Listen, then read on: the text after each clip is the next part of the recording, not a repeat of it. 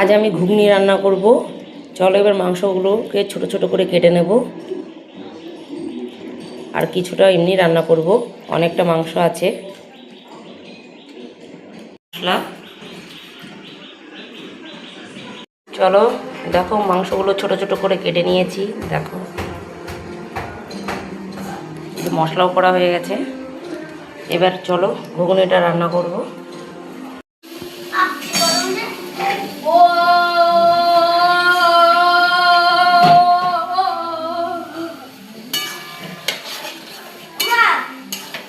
হ্যাঁ, কোনটা?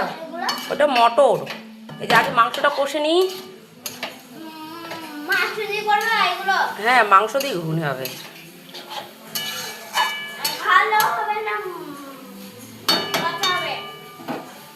চলো ঢেকে দিই। চলো প্রায় কষা হয়ে গেছে। দেখো তেল ছেড়ে দিয়েছে, বুঝতেই পারছো। দেখি বাবু,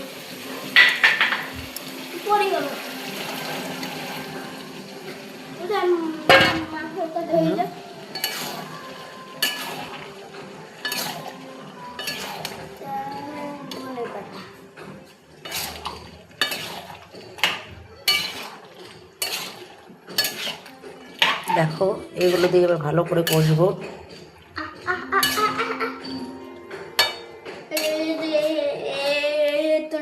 চলো ঢেকে দিয়ে নি।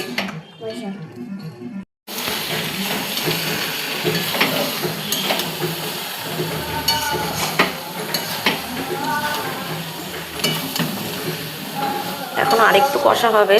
দেখো মাংসের ঘুগনি।